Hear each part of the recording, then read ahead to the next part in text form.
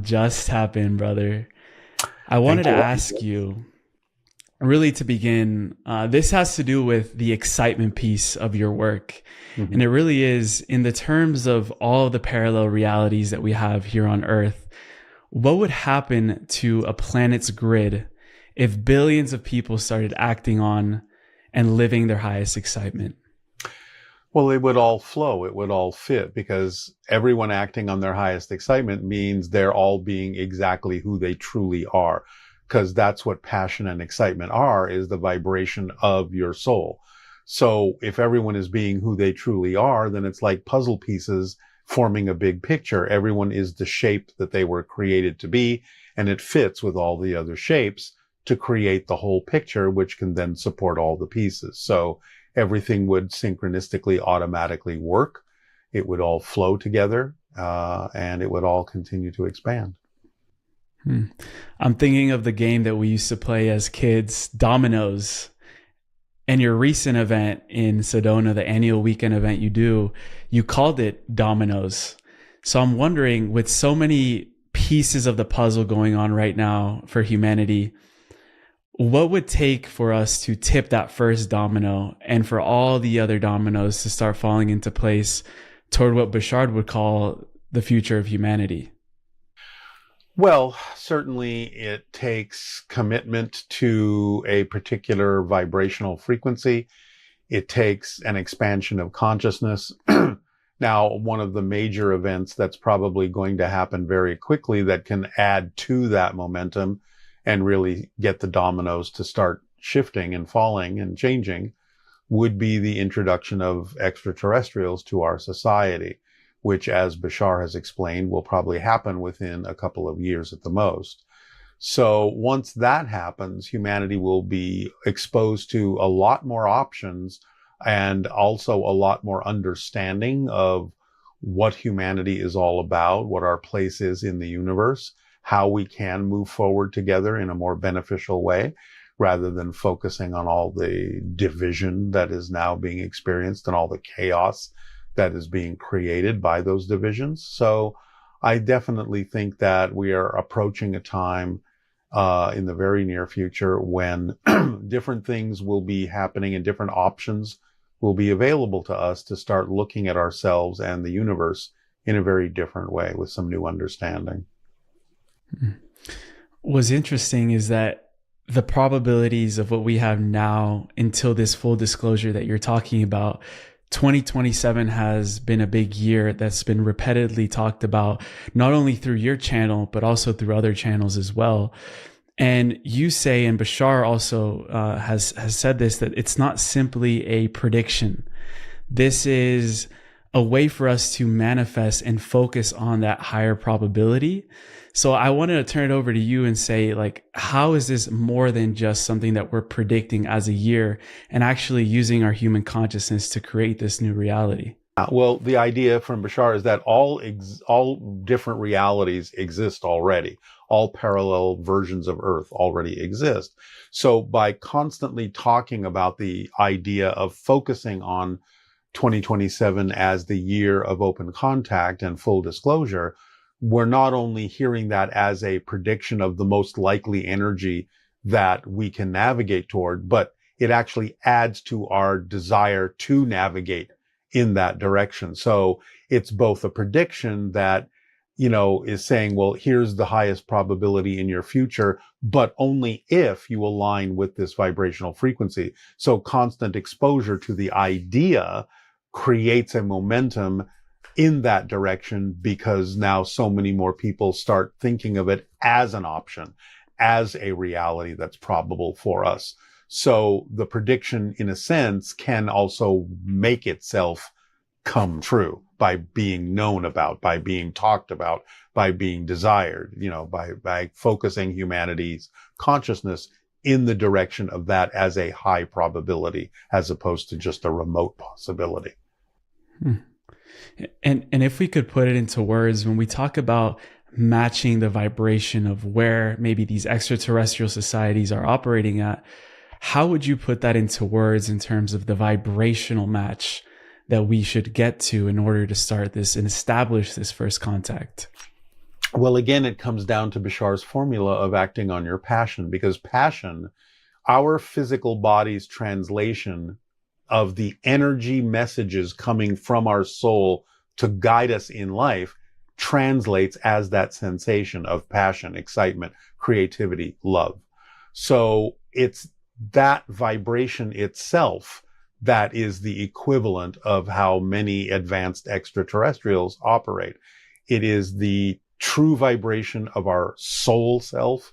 It is the frequency that represents who we actually are as a being, because soul is what we are. We don't have souls. We are souls. And the idea is that the frequency that represents passion is our soul signature. It is our signature vibration. And therefore, by constantly acting on our passion, being in that vibration, being who we truly are as souls, that creates more and more equivalency with the extraterrestrials that operate on that high frequency level on a daily basis, because that's where they are in their evolutionary path. Is it possible that when we're acting on our highest excitement and passion, that we might harm another person or a group of people? No, it's not possible, because we're in a higher vibration, and that omits the idea of harm. Now, if harm is created, we are not operating on our highest frequency. We are not operating in our passion. Sometimes we may think we are, but we have to have the discernment and the ability to know the difference within ourselves between excitement and anxiety, because a lot of people can be in denial about what it is they're feeling, not willing to look at it, and they can think they're acting on their passion, but in fact, they're actually acting out of fear, acting out of anxiety, and thinking that, they're doing the right thing by themselves and others when they're not at all. So it comes back to that ancient phrase of know thyself. We have to really be transparent and honest within our self-investigation about whether we're truly expressing our passion or whether we're just falling under the idea of our fear, our anxiety, and just disguising it as passion because we don't want to look at ourselves and we don't want to take the time to investigate ourselves and figure out what's going on and what we're believing to be true. Because sometimes, we may believe things that are just too painful to look at. And therefore, we just kind of try to cover it up and numb it and then move ahead thinking, that we're being our true selves. But then that just causes a whole bunch of chaos because we're not actually acting out of our passion. We're acting out of anxiety, which can cause all sorts of things and harm, in our society. So we have to be honest with what we're doing and why we're doing it and why we believe what we believe. It's interesting how anxiety can mask itself as excitement. Yeah. I know that you've been in the process of writing a book all around exploring these different reactions that different groups and the public will have once this open contact is established. When we start maybe imagining what these reactions might be, what do you feel will be the general consensus, the general reactions that people can have once we are exposed to this new world of intergalactic species? Well, I think over time, over a couple of decades, everyone will probably mostly start to gravitate toward understanding how beneficial it is to have extraterrestrial interactions and how much expansion it will allow humanity to experience. Right away, immediately after open contact, I'm sure there will be any number of reactions across the entire spectrum of positive to negative, because, it's going to bring a lot of people into confronting their own fears, confronting their belief systems, dealing with them, because now you have something in front of your face, like an extraterrestrial, that represents a whole other reality, a whole other system of beliefs. And we have to figure out how do we integrate this into our understanding and into our society. So I'm sure there will be people that will gravitate toward it with joy, and there will be people that will repel from it with fear and all sorts of actions and reactions in between. It'll just depend. But I think over time, when we get used to the idea that extraterrestrials are here and that they can really help humanity evolve, I think eventually everyone will probably, at least most everyone, will probably come on board with that, because they'll realize also that if they don't, based on the things that the extraterrestrials can teach us and give us and teach us how to do, not only sociologically, but technologically and medically and all sorts of things, I think if they don't kind of come on board, they'll feel like they're going to be left in the Stone Age. So I do think it'll be obvious within a couple of decades that pretty much we'll have a more cohesive human society and really start moving in the direction of peace and global unity, and then becoming members of a galactic society. Bashar has also said that regarding this open contact, part of it is actually that it will be revealed that this has been going on for a while, that we've already been in contact with these species, but maybe in more covert ways. So what can you speak on to regarding that aspect? Yeah, some extraterrestrials have been working behind the scenes. Hybrid extraterrestrials have been working and living among us, doing certain things to help guide us in the direction of peace and unity, and evolutionary path. And at open contact, or shortly thereafter, all of that will be revealed, that they've been working with us for quite some time, working with certain scientists, certain officials, secretly behind the scenes, to help move us forward. And I think then they will reveal to us what has been done, what has brought us to this point that they've been helping with.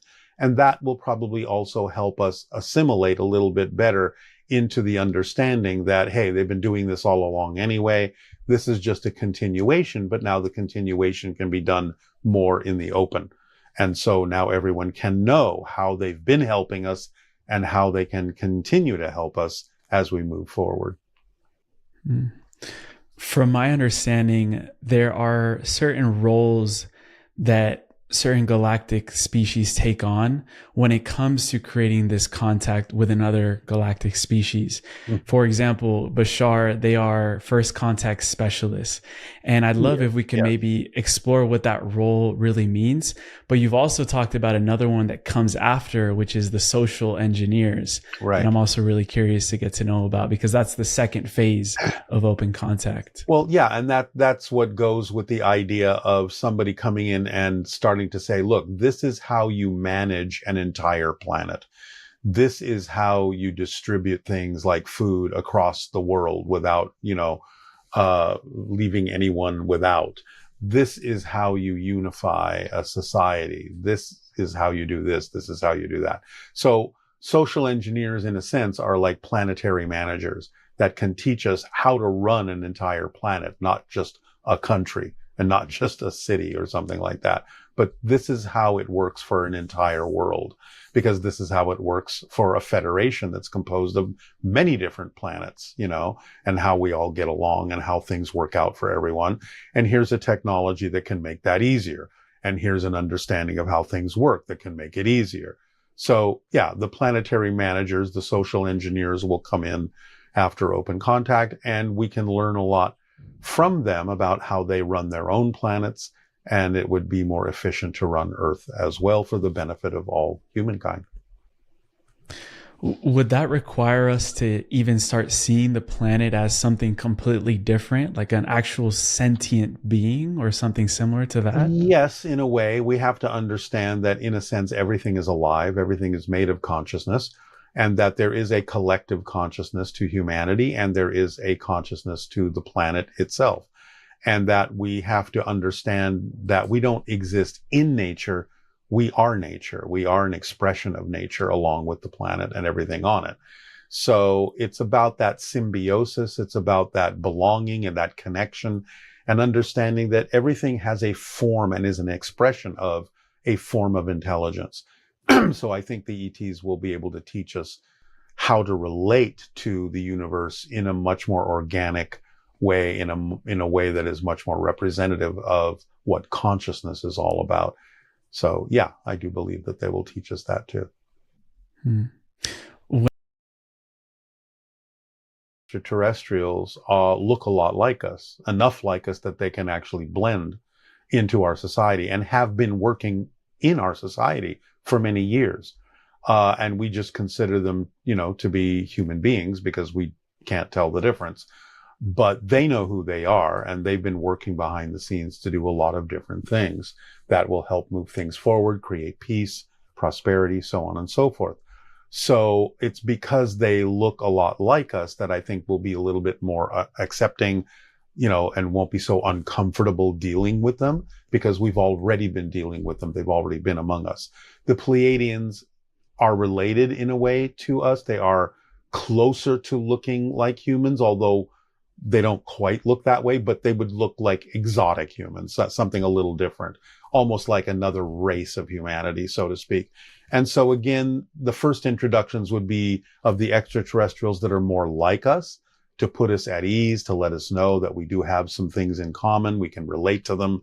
And then, of course, over time, they'll introduce us to species that are less and less and less like us, because the vast majority of aliens out in the cosmos look nothing like us at all. The ones that do have more similarity, in some ways, are probably remotely genetically connected to humanity, or maybe even more precisely to say, humanity is remotely genetically connected to them. So it's more like having your, cousins show up before they start introducing you to someone that is, from a completely different culture. That's a good metaphor there. And I'm wondering what would be then that history behind the genetic connections that we have to these other races. Because I know that you've also said at the moment of open contact, there will be this sort of holographic storage unit of history of what they've been observing of humanity that will be gifted to us so that we can see our true history. I don't know if you've gotten maybe a glimpse of how those genetic connections started in the first place. Yeah, well, the idea generally goes all the way back to a concept that we now understand called panspermia. There are certain kinds of genetic material that travel through space on either comets or meteors that get delivered to different planetary systems. And so that can happen over a wide area of the galaxy where certain genetic material sort of congregates in one particular area over many, many light years and many different planetary systems. So the genetic material that arrived here from wherever may have arrived on many other planets that had environments conducive to the growth of that genetic material, the evolution of that genetic material into something similar like us. And there might also have been deliberate seeding on certain planets like Earth of genetic material from different species that, again, we are like. So those two things, just general panspermia and deliberate conscious seeding of a planet with genetic material from different extraterrestrial races, those are two ways in which we could be very strongly genetically connected to other races that we are now encountering. And when it comes to genetics, you brought up the hybrids as well.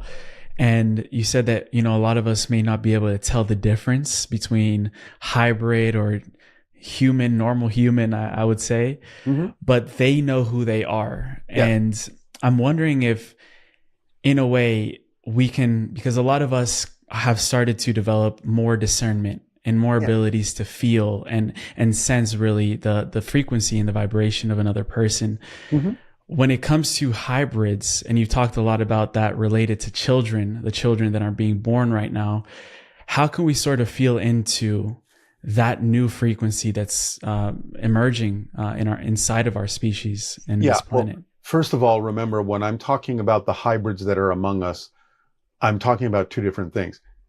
Humans are already hybridized. That happened a long time ago in terms of the introduction of extraterrestrial genetics into the early hominid species that evolved on Earth from panspermia or whatever. So that humans have already, Homo sapiens sapiens is already a hybrid species. So as we develop and as we evolve and expand our consciousness, then yes, there are more and more abilities that we have that are embedded in our genetic structure that are now waking up, dormant genes and so on and so forth. The hybrids I'm referring to that have been working among us are born off planet. They're not born here. They actually are delivered here. They're dropped here. they blend in with us. So that's who knows who they are, is what I'm talking about. They know they are hybrids from off the Earth. The people here that are waking up and recognizing their hybrid lineage and hybrid ability, in a sense, are evolving in a way that allows them to eventually become more compatible with the hybrids from other places, from off planet, who will come to live among us, or who are living among us. They have talked about the introduction of hybrid children in our society, many of which have already been introduced into our society through adoption agencies, because no one knows where children come from. When they come from adoption agencies, they're left on their doorstep, so to speak.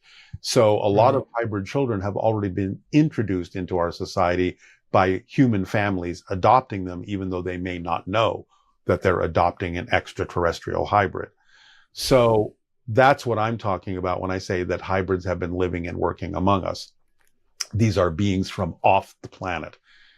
Humanity is developing more of its own abilities as well in this process of evolution, because we are already all hybridized. So the idea is that we're becoming more compatible with the same abilities that we're learning and growing into that a lot of hybrids have. And when open contact occurs, that's going to accelerate, because exposure to the idea of hybrids who will be able to interact with us more openly, and exposure to extraterrestrials that we will now be able to also interact with off and on, will heighten our ability to exhibit a lot of the same qualities that the extraterrestrials and hybrids have, like telepathy, psychic functioning, so on and so forth.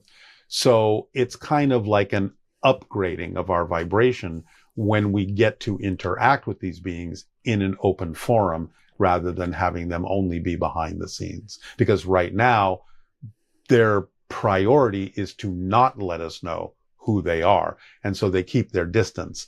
But when open contact occurs and we can find out who all of these beings are, then we'll be able to interact with them more openly, and that will start to rub off on us, vibrationally speaking. Our world is shifting faster than ever, and it's so easy to feel small in the middle of all of this. Imagine being part of a movement, a tribe that is not just talking about the change, but actually living it. That's why I created The Deep Dive, a living spiritual ecosystem where every single day we go on a journey to remembering our most authentic self. Our members have joined from all walks of their awakening, and it's been such a blessing to witness all of the soul relationships that are already forming. As a community, we start every day with simple, powerful activities, and we're beginning to start envisioning the kind of world that we want to experience. This is way more than exclusive content or just another spiritual Netflix. This is about integration and leaving behind a legacy. If you're ready to move beyond knowing into becoming, then visit the link in the description or scan the QR code on screen right now to learn more. I'd be honored to co-create history with you. So are we saying that there could be someone watching this right now that knows they're a hybrid being, but hasn't been able to really tell people because of the fear of what might happen in the current reaction of our consciousness in where human consciousness is at right now? Well, yes, I don't think they're doing it so much on a fear basis, but just it's not time yet. We're not ready yet. But it is happening very soon. So we are approaching that point. You know, one of the markers you're seeing that lets us know we are getting closer and closer to that moment are things like all of the congressional hearings that are now going on, talking about UFO disclosure and letting whistleblowers come forward and military people come forward with their UFO reports without being ostracized, without ruining their careers. Now creating actual rules, regulations, guidelines, and laws that allow people to start really taking UFO sightings seriously so that nothing happens to them with regard to their careers or their reputations or anything like that. So we're seeing now a lot of progress being made in the disclosure arena that allow people to say it's okay now to recognize that UFOs are real. There are things going on that we now need to explore and discuss openly, not ridicule people for reporting them and all that. So that's a definite marker that we're evolving toward it being okay and recognizing that, yeah, this is going on. It's been going on for a long time. We're now willing to admit it, and we're now willing to start accepting it. And the next step would be to accept the beings that are actually arriving in these ships. So that's why it's happening sooner than later. When it comes to these congressional hearings that, are being hosted by, in a sense, the U.S. Senate, I'm wondering, because that is, in a way, disclosure coming into the political sphere. What have Bashar's views and thoughts on this been when disclosure comes together with the political landscape per se? Well, I mean, it's a good thing that people are recognizing that this is a real thing to be aware of, and that it's going to be changing our society drastically. So I think that, the politics has to conform to the understanding that we have to start having diplomatic relations with beings from other worlds. And it's got to become something that becomes part of our society and part of our awareness, part of our daily lives. So, of course, it will include everything, because when you talk about planetary management, you're talking about every phase of our society. You're talking about technology, you're talking about sociology, you're talking about finance, you're talking about politics, you're talking about everything. They're going to be involved in every aspect of our society. So, all those things have to adjust themselves to a greater reality in some way, shape, or form. And that's just part of our evolutionary path.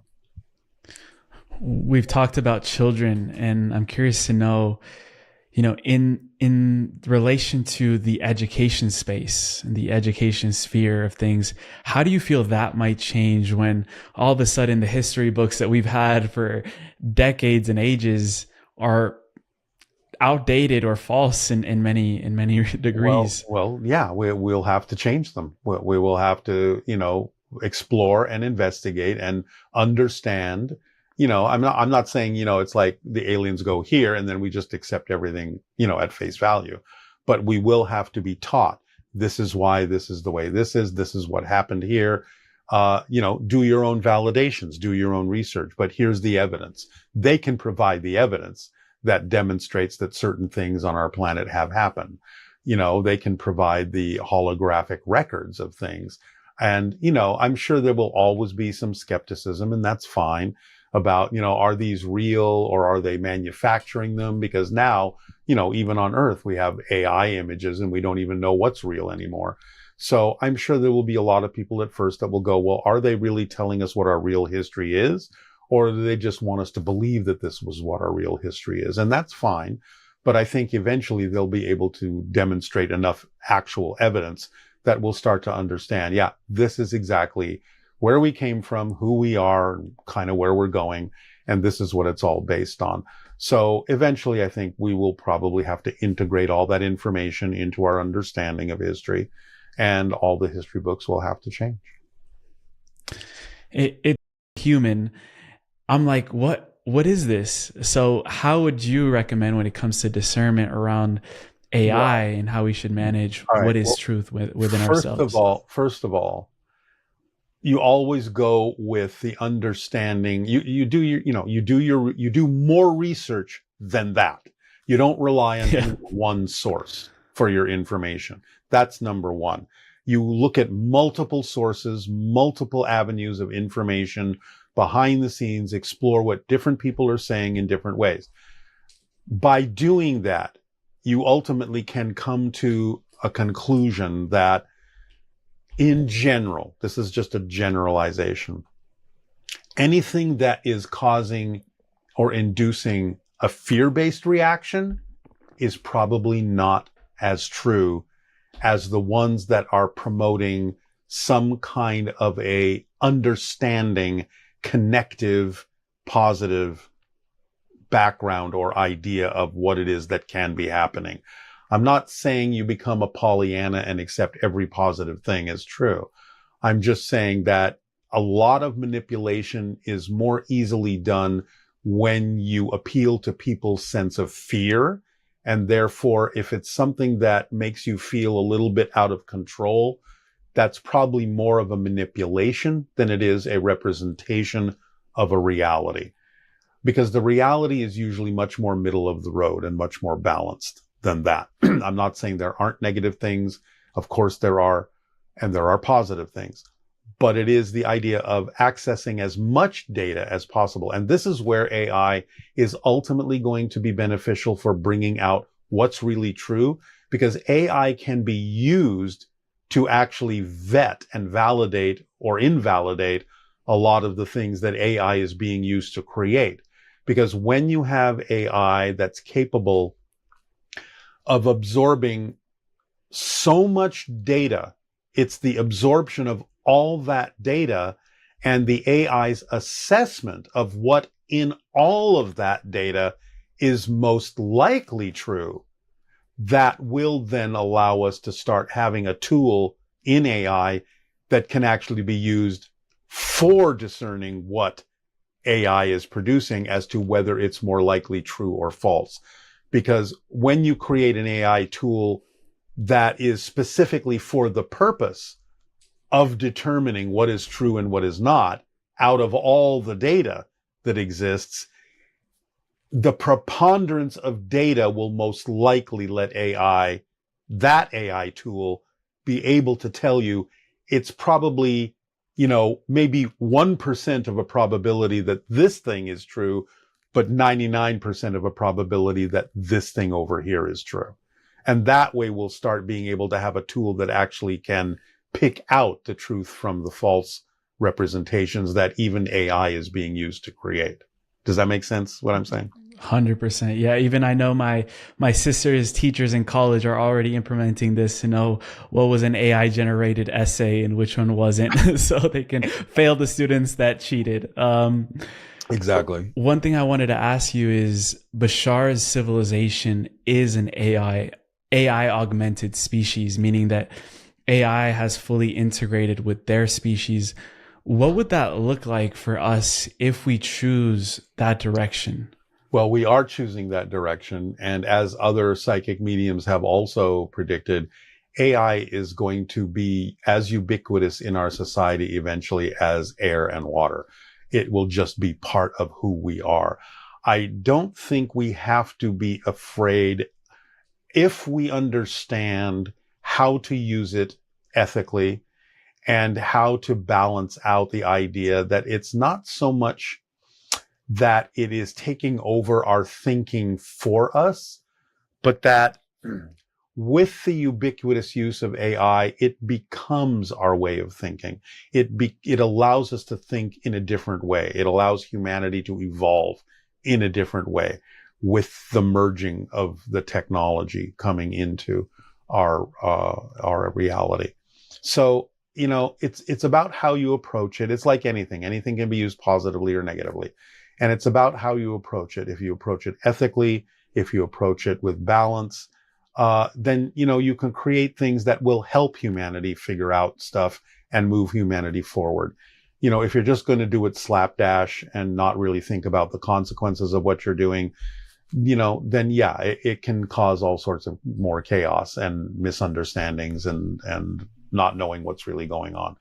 So, again, it's up to humanity to decide how to pursue this as a tool that can aid and assist us, or, not be responsible for how people are actually creating this thing and how it will actually affect society. So it's really up to us to determine the course of AI and how it can be beneficial, as opposed to how it can be manipulated.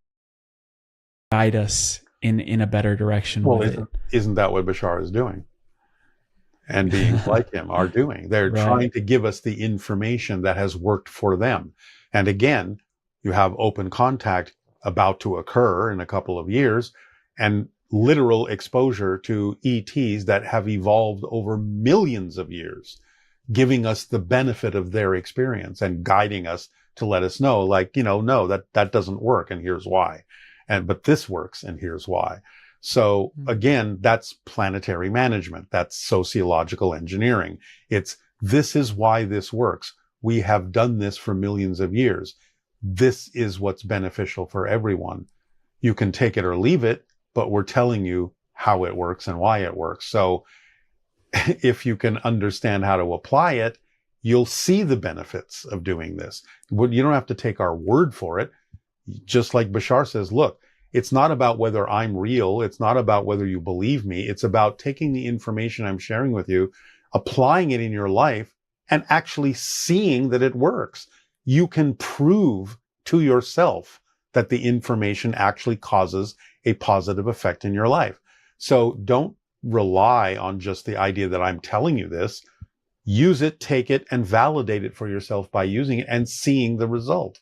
And so when people come back to me and say, you know, I finally got what Bashar was saying, I finally applied it as precisely as he was talking about, and everything in my life changed for the better, well, there you are. There's the proof that the information is what's valuable and what's valid. So the same thing will happen when we have extraterrestrial open contact. Here's a way that other planets have been thriving for literally millions of years. If you would like to also thrive, here's the instruction manual. A, B, C, D, E, F, G. Just follow it. When it comes to Bashar's information and teachings that come through, what do you feel is a piece that hasn't fully landed for most people because we weren't ready in the past, but now we're almost ready to understand it in a new way? Well, this is kind of one of the reasons why I'm ultimately now starting to teach a class as myself that explores Bashar's information with greater depth. Because, you know, in a 90-minute event that Bashar does, he can touch on a lot of subjects like the formula, but, you know, and people can get a general understanding of what it's about. But the class, which is basically consolidating all of Bashar's information into a metaphysical framework that explains all metaphysical phenomenology, can give people over the course of hours and days an opportunity to see through illustration and exploration an example of how all of his principles actually function. So that at the end of that class, ideally by being able to explore it with that degree of depth, it'll click. They'll get it. It's like, I get it now. I get why that works. I see how it works. I know how to put it into practice on a very pragmatic and practical level. So I'm excited about doing that because that, I think, is what most people need. Is they just need to spend time more deeply with the information and actually see examples and hear examples of how it has worked for people and get models and experiments and angles and things like that and different perspectives of it so that it finally sinks in and it finally clicks and it's something that they feel confident that they can use that becomes like, you know, second nature.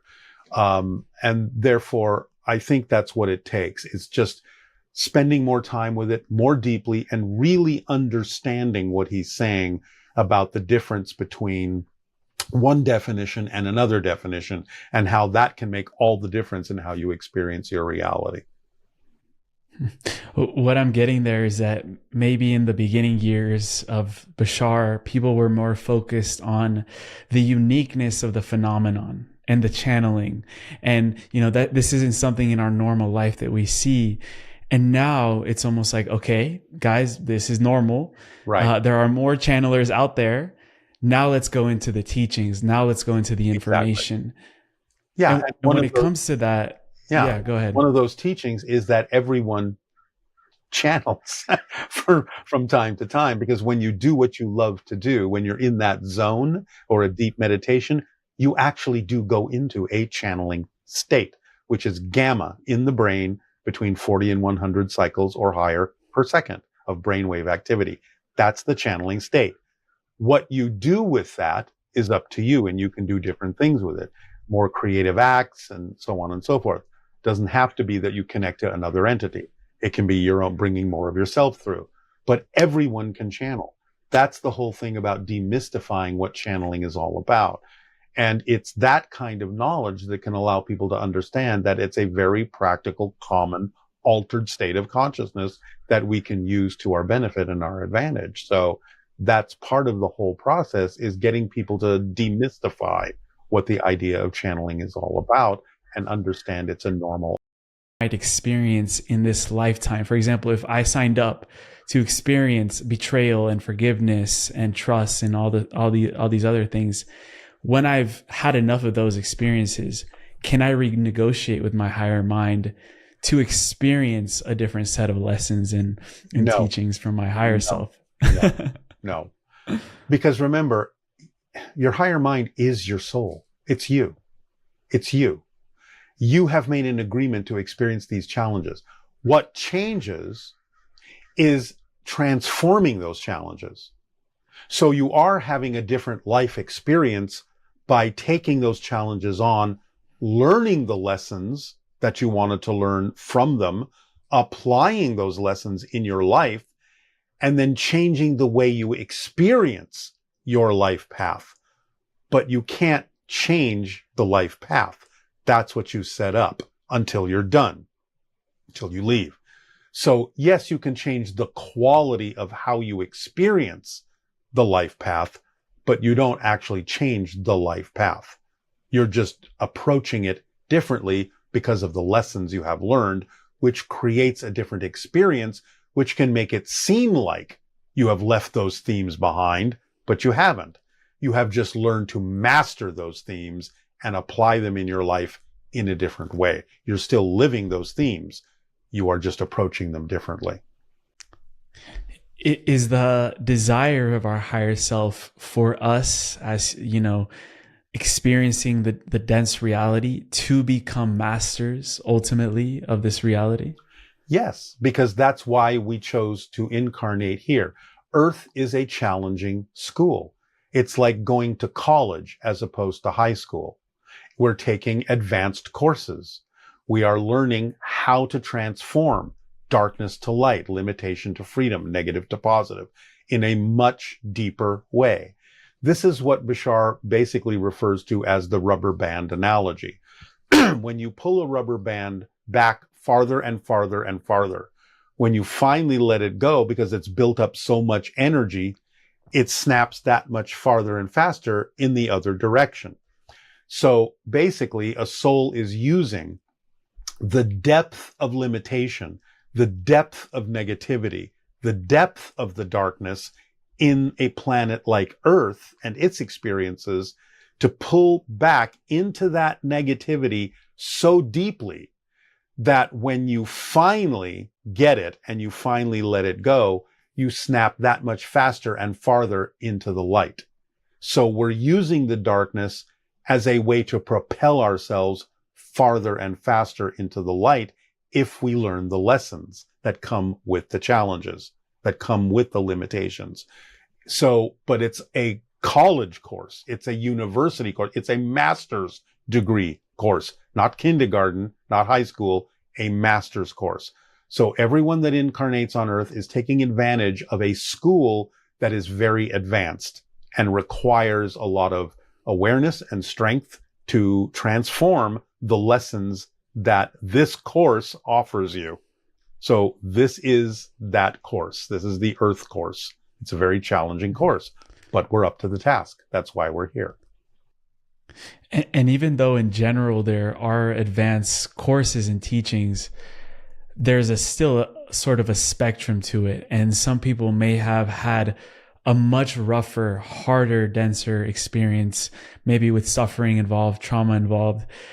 What is the explanation to why some people choose such an end of the spectrum rather than others? Again, the deeper you go into it, in a sense, the faster you can evolve if you get the point of the lessons that are there for you. So not only, however, is it done for the purpose of that soul that has chosen that experience, it's also done in service to others. So let's, for example, say a soul chooses to experience what we would consider to be a debilitating disease in this life. The soul can learn lessons for itself through that experience, but the soul can also be acting as a way for others to learn lessons through their experience as well. On a very simplistic level, let's say someone has a particular disease.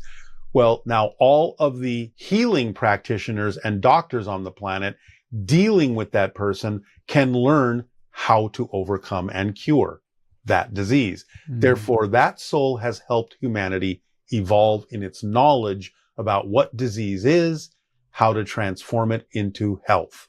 So many souls will choose to do that, and they are very advanced souls a lot of times who choose to do that because they're willing to put themselves through that temporary experience, as limiting as it may seem, for the purpose of allowing other souls to learn the lessons they need to learn that can evolve humanity further. So it depends on the soul, the reason for it, but it usually is something that can always provide a beneficial outcome if we learn the lessons that are connected to that experience. It's such a selfless act as well, a soul that might choose that lifetime. Well, remember, when you're a soul, you come from unconditional love. Unconditional. You understand that this is a temporary experience, and you understand that if something like this as a temporary experience can serve humanity in such a powerful way, a soul will not necessarily hesitate to have that experience because it knows that it's going to make an incredible impact in a positive way for humanity to do so. If nothing else, sometimes we see things happen over and over again that we don't prefer because souls may keep choosing to go through that experience so that humanity ultimately might finally say, enough. We will change our society to make sure that the perpetration of these heinous acts never happen again. So sometimes just by accumulation can souls choose to go through different victimization experiences so that humanity can finally open its eyes and say, okay, what do we need to do to address the cause of these behaviors, not just the symptoms? How can we make sure that humanity never experiences this anymore in its future? And that a soul might be willing to do to finally get humanity to be sick and tired of something that we don't prefer. A lot of these causes stem from a systemic cause as well. When it comes to maybe abuse of children, when it comes to trafficking, that's a systemic issue. And maybe one person alone can't say, I don't want humanity to shift this. So when it comes to a systemic cause, from a soul higher mind perspective, what can we do there? Well, again, it's the same answer. Because again, when you see that over and over and over again, when abuse is in your face over and over and you're forced to look at it and forced to face it, and you finally say, I've had enough of this. What do we need to do to stop this from actually happening? And look at the underlying causes of why that happens. Because it takes a victim to make a victim. An abuser is someone who has also been abused. And they're just carrying that chain forward. So you have to go back and stop treating the symptoms and start saying, why does this start to begin with? What's going on in the upbringing of a child that causes them to feel so worthless, so ineffective, so lost, so alone, so disconnected that they have to lash out in their society in a negative way to feel like they're getting some sense of control? How can we address that cause and stop that cause from happening in our society? What do we have to start teaching people? What do we have to start validating in people? What do we have to start doing for people in serving them so they grow up into adults who have absolutely no reason to ever abuse anyone, including themselves, in order to get what they need in life? We have to look at these situations that way and start actually doing something about it.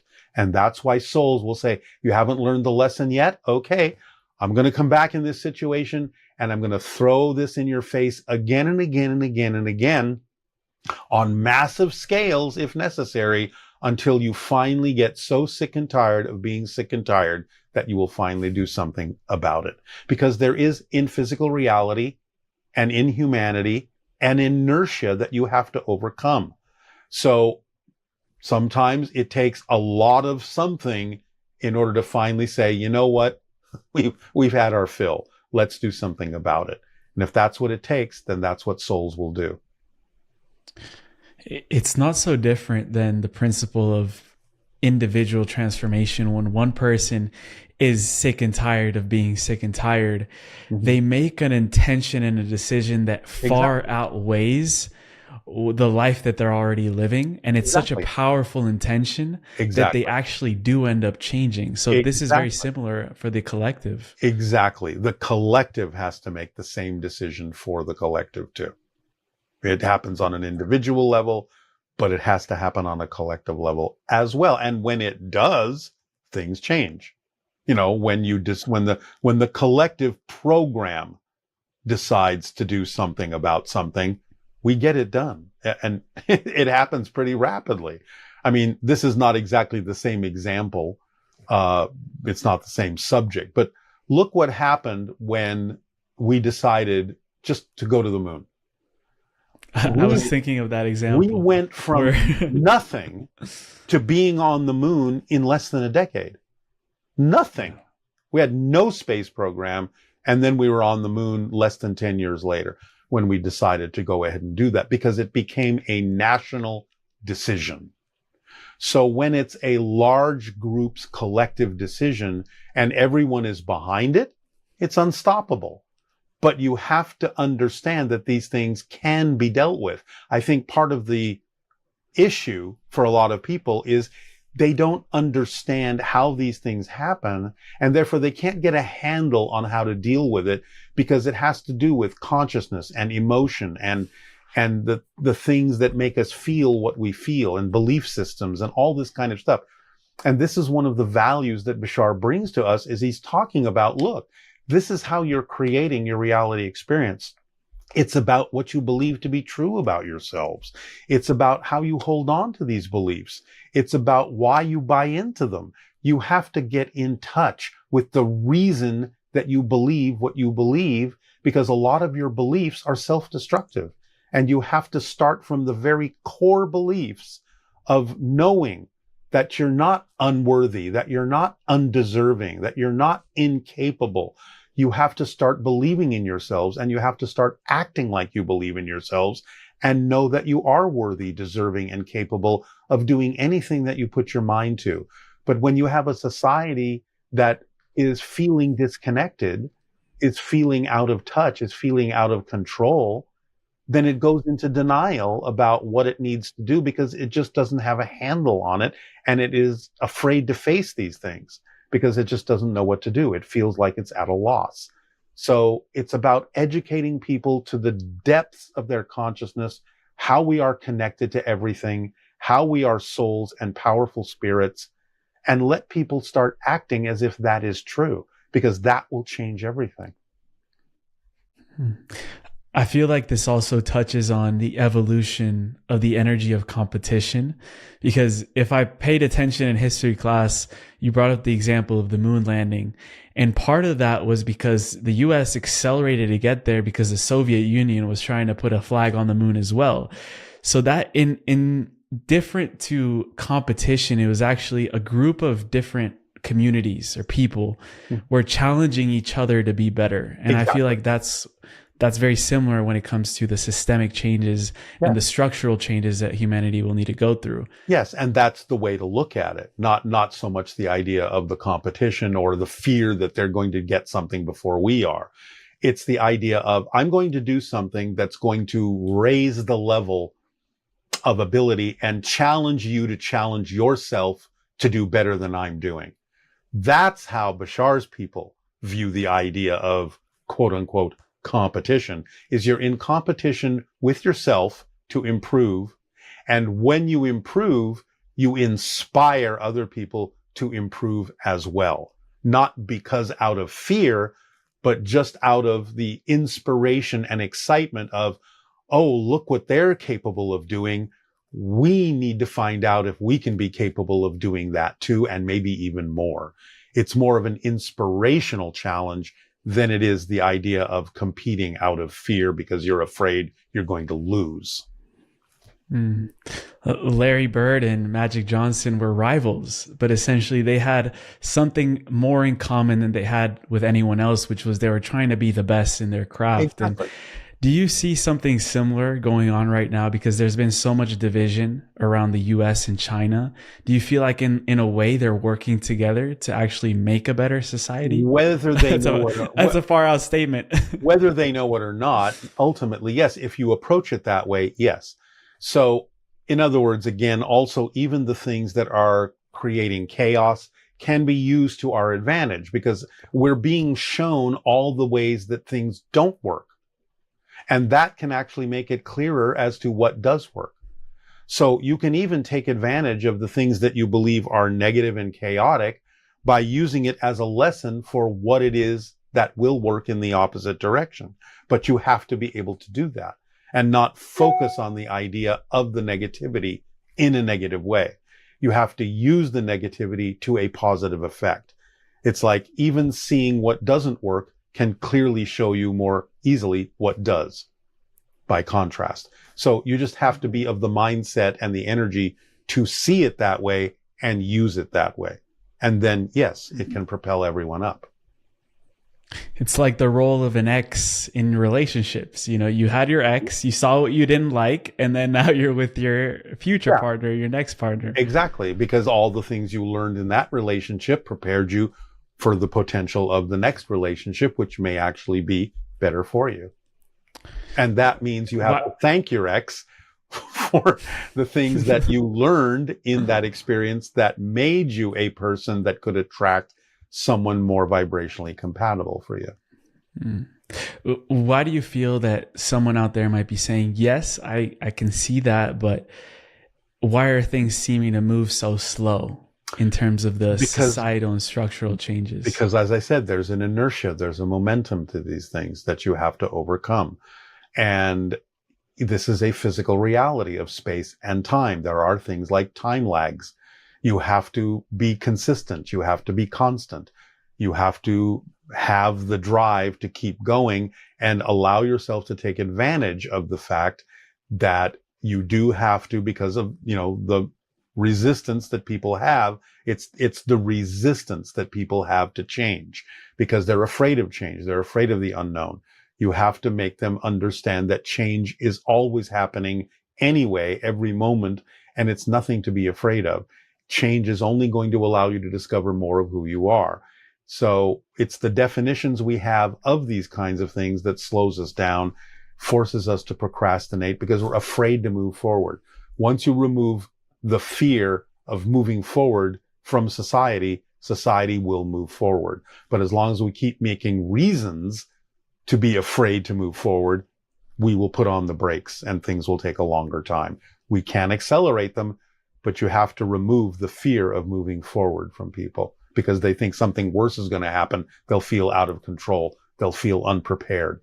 So again, Bashar's information is this is how you get prepared. This is how you redefine your reality so that you understand that there is nothing to be afraid of about what's going to happen. Because if you understand that you can get an advantage and a benefit out of anything that happens, then you won't care what happens because you always will be able to use it to your advantage, no matter how it was created.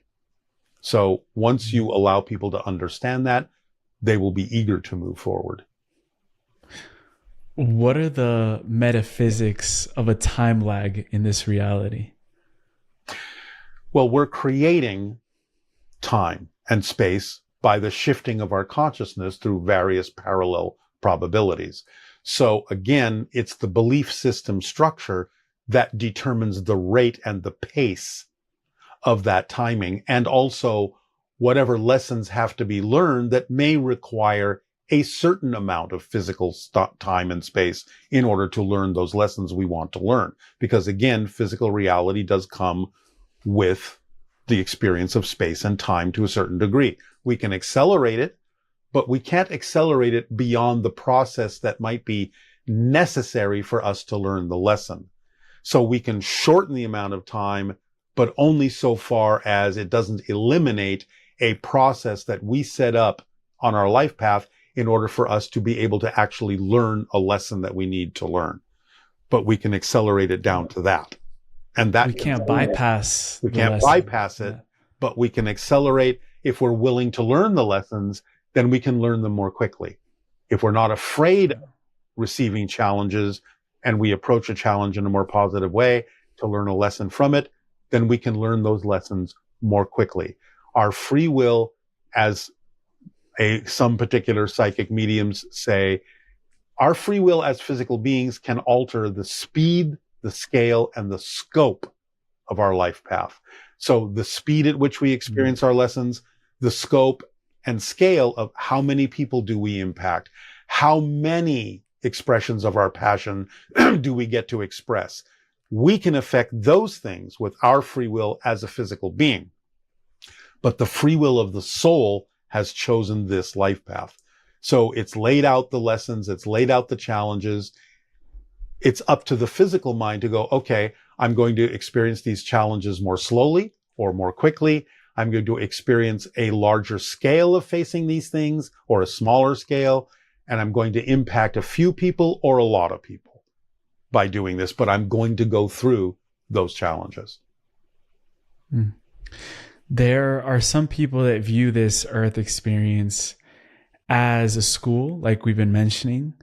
There are others that view it as something that we need to exit and leave because it's a trap, essentially. And I wanted to hear your thoughts. Your thoughts on that. Not a trap. It's not a trap. That is one of those definitions that makes it more challenging and more difficult for people to understand how to experience their reality in a more positive way. They have to let go of those ideas, because anytime you define something that way, you are giving up your power. You are saying, I have no ability to change this. It's a trap. It's a pattern. It's a habit. I can't help it. I can't help it. So you're taking no responsibility for what you're experiencing. You want to be in the driver's seat. You want to understand. It's not about blame. It's responsibility, the ability to respond to what it is you're experiencing. You can't think of it in a negative way. Otherwise, you only experience it in a negative way. If you think of this reality as a trap, you're going to experience it that way. And it's going to be far more challenging for you to transform things in a positive way, because you're fighting an uphill battle by your own definition. So you have to use definitions that actually work for you, because creation doesn't care what definition you use. Remember, who created the words? It's unconditional. So if you say, I'm going to believe that Earth is a trap and that it's very difficult to get things done, creation is going to say, okay, I will support you in that belief unconditionally and reinforce it for you. But if you say, I understand this is a school, and I understand that I came here of my own free will and choice as a soul, and that I am learning lessons that will help me expand and grow, and this is fun. Creation's going to say, I unconditionally support you in that as well. It doesn't take sides. It doesn't choose the mindset for you. It takes its cue from what you believe is true, and so everything hinges on your definitions and your beliefs as to how you experience this physical reality. Because remember, physical reality is not a real place unto itself. It is something that's happening in your soul, in your consciousness. It's a projection of your consciousness. In essence, it's your soul having a daydream. All you have to do is wake up in that daydream and become lucid and realize you're the one that's dreaming it. So dream the dream you would prefer. I don't mean go into fantasy land. I mean, understand how things work here and use them to your advantage in a pragmatic, practical way. It can be done. I'm living proof of that, because I have, even before I knew anything about Bashar, always, out of high school, almost immediately, only chose to do things and work at jobs that were exciting to me, that were representative of my passion. I have been doing that now for well over half a century. It has always supported me. Always. It never hasn't. So I'm a living example that you can follow your dreams too, live your passion. You will always be supported, because you're saying this is who you are. This is what's true for you. And the unconditional love of creation will say, okay, you've told me how to support you. How does God or the universe or source view us when we're having fun in this game? You have to understand that every single thing, positive, neutral, and negative, is all part of source. It's experiencing all of it. The idea is that, as you say, when we're having fun, when we're in a positive flow as opposed to a negative flow, we are going more with the flow of creation than swimming upstream. So it will probably feel more natural in a sense. Just using that word, a little easier, more effortless, because and again, these are just arbitrary numbers, but to illustrate the point with an analogy, creation is 51% positive and 49% negative, because the neutral position in the center is still a positive place because it allows you the freedom to choose. Whereas negativity makes it seem as if you don't have a choice. But positive reality and neutral reality gives you the freedom to choose. And therefore, that's a slightly more positive direction. So if you just relax into the flow of creation, you will just naturally start to drift into the positive current, because that's the way it flows.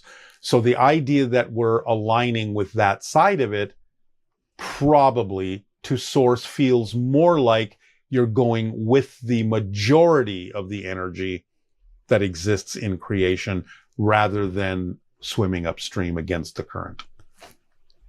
What's the difference between being neutral and not wanting to take action or ownership over our life? Well, not wanting to take action or ownership is a negative. It's not a neutral. So you are responsible for your life experience. You are. So denying that is a negative idea, because it's a denial of the fact that you are responsible.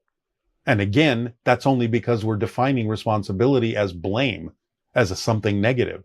As I said, responsibility is simply literally the ability to respond to your situation in a way that works for you.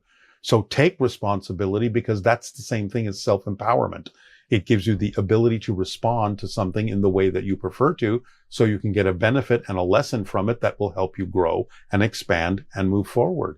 Not willing to do that only means you're afraid that something bad's going to happen if you do, and that means you don't have an understanding of how things actually work.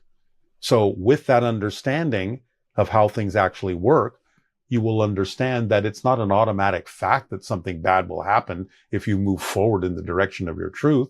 That's just a story that the negative belief is telling you, so you won't let it go, because that's how beliefs perpetuate themselves, by telling you things that make it seem impossible for you to let them go. Now, we don't care when a positive belief tells us something, because it uses positive techniques. But a negative belief, by definition, has to use negative techniques, like making you afraid to let it go, or hiding from you so you won't even know it's there. So you have to understand that's just a mechanism of how beliefs perpetuate themselves, because if beliefs don't perpetuate themselves, you don't have any experience of physical reality, because physical reality isn't real. It's only the product of what you believe is true. And that's how it seems solid. So you have to understand and see through the idea of how these things work, understand the mechanism of how beliefs perpetuate themselves, and realize that if you're afraid to move forward because you think something's bad's going to happen, then you have to understand that's just a story that the negative belief is telling you. It's not a fact. And you can decide what's true for yourself and move forward and see that whatever you believe is true is what will happen for you, basically. It may happen in a different way, but it will still support you. Bashar has said that their civilization operates on synchronicity. And it's almost like what I'm seeing is there's a relation between being in a positive flow with the amount of synchronicities that we start seeing unfold in our life. What does being in synchronicity look like in terms of the reality that we get to experience, rather than when we're against the flow? of nature. Well, remember that there's positive and negative synchronicity in the sense that the things that you focus on negatively will also be reinforced, and you'll spiral down into that particular reality. But positive synchronicity basically is bringing you the things you need exactly when you need them, almost magically so. I have a perfect example of that in my life on several occasions, but one of the ones that really stood out very abruptly was when we were making a movie and we were looking for a narrator, and we wanted someone that had some kind of a reputation so it would help promote the movie. And we had somebody in mind. Now that person didn't wind up doing it, but that's not the point.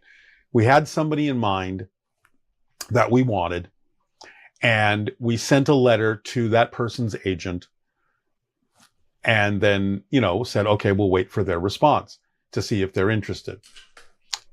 The very next day after we sent that letter, we were having lunch with a friend, and the friend suggested a restaurant to go to that we had never been to before and don't normally go to. And so we said, okay, we'll join you there. I walk in the door, and who's walking out? The actor that we were asking to narrate our movie, right there. So it's like, wow. Okay, I had an immediate chance to talk to this person, to let them know we had just contacted their agent, and so on and so forth. So that's an example of what I'm talking about. Again, it didn't matter that wasn't the person that wound up being the narrator. We synchronistically found someone that would. But the idea is that when you just follow and act on your passions to the best you can, it opens up a whole reality to show you how everything is connected, and what you need to know comes to you much more quickly and much more obviously, and gives you the information you need to move forward, almost magically. So it's that confluence of events that comes together to show you how everything is connected and works for you to your advantage when you allow it to. I know you've said that you've ran into 10-year-olds who understand exactly what Bashar is talking about, is teaching about. What does that tell you about maybe your hope for the future generations that are coming in, and your legacy as well as a channel? Absolutely. I know that they know exactly what's going on. And as Bashar has said, this is not just a different generation. This is a different species. They're altered in ways that are very different, and they retain more connection to their spirit self. So they know things, and they're being allowed to know more things, and they're being allowed to remember their connections, and they're being allowed to use their psychic abilities and telepathic abilities and things like that more and more and more. So they will just be more vibrationally compatible with the extraterrestrials after open contact. They will grow up in a world where everyone just automatically knows we're not alone. That's very different from the world that I was born into, where people didn't even think about those kinds of things. But you have to realize that ever since the 60s, children have been born into a world when we've always been in space in one way or another. That's normal to their mindset, that you could be in space. And with each generation since then, with more movies and TV and books talking about interacting with aliens and spirits and all this, even though those are just stories, it makes a difference of how people look at the world and how they think certain things could be possible. And that makes all the difference in the world. When I was born, the idea that you could communicate with spirits and interact with extraterrestrials was not really a thing in the collective mindset. But it's definitely in the collective mindset now that it could be possible. And therefore, that can make all the difference in the ability of humanity to attract and manifest that probable reality into being. Makes a big difference. Powerful. Darryl, we end every show with a segment called the final trio, which are some questions that I like to ask at the end. Before getting into that, though, I did want to maybe put our mind into the future. Let's say you and I are having a conversation around this time of year next year, 2026. Where do you feel humanity has evolved? What do you think we have overcome by that time? And where will we be headed around that time? Again, this is a process. It takes time to change. I think there will be more and more people by that time who will know UFOs are real. It's something to look at.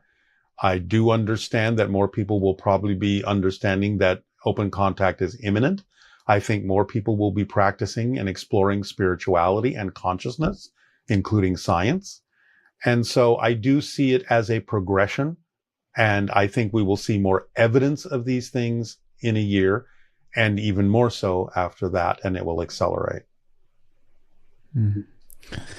And before heading into the final trio, I'd love to give a space for you to share where people can find you.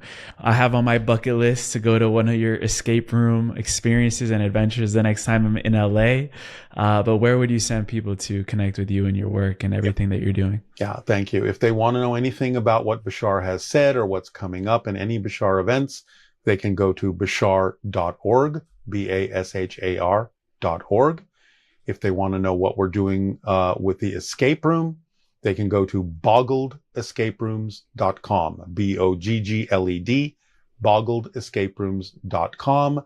If they just want to know anything about any other books I'm writing or things like that, they can go to DarrylAnka.com, DARRYLANKA.com. And do you have a timeline for that book that you said you were in the process of writing about the reactions of full disclosure? Well, next year. Next year. Next year. Hopefully it will be published sometime in 2026. Yeah. Looking forward to it. The final trio, these 3 questions are personalized to each guest. So to you, the first one was really about the bigger picture of our connection with Bashar's species, the Esassani race. What has Bashar's species remembered about themselves through the reflection that they've had of humanity and of us? What have they remembered? Well, that might be a question you would actually have to ask Bashar, but they have certainly remembered where they have come from, because we are genetically connected to them, literally, as family. So we give them an opportunity to kind of look back on themselves and their beginnings and how they have learned to transform their challenges in a way that gives them the ability to help us transform our challenges in the same way. So I think we're allowing them to experience having come sort of full circle in their evolution from where they started to where they are now. We're helping them as much as they're helping us. Maybe. Oh, always. They learn a lot from us. And it helps them also, especially Bashar as a first contact specialist, in dealing with what we go through. It helps them in communicating with other civilizations that may be experiencing their own challenges too. So they're learning from different planets, and different planets are learning from us. Yeah. Bashar calls Earth the planet of stories. From your perspective, what story are we telling to our future selves? That we can really transform anything that we put our minds to, that it doesn't matter what the challenge is. We are capable of rising to the occasion. We have the ability to do that because we are eternal, infinite souls, ultimately. And finally, Darryl, what has been one question that has still been left unanswered by you or the people that you've worked with in your events to Bashar that is still unanswered? Is there a question that you still feel that you would like to go even deeper into, but haven't fully received a clear response or answer about whatever was on your mind? I see, that's interesting because I don't think we're at a point yet in my relationship with Bashar where I would know about any question that they're not ready to answer. The questions only come up in some ways when they're ready to talk about them. And so it's kind of like saying there's still a lot more that we don't know, but we also don't know what we don't know. And when it's time to talk about it, then it will be presented to us what we haven't known that is now time to know about. So I just trust the way it kind of unfolds in terms of what they present us with is exactly when we need to know about that thing. And until that time, we don't even know what the questions are that we're missing. I believe that questions are in the field, in the quantum field, whatever you want to call that space in between.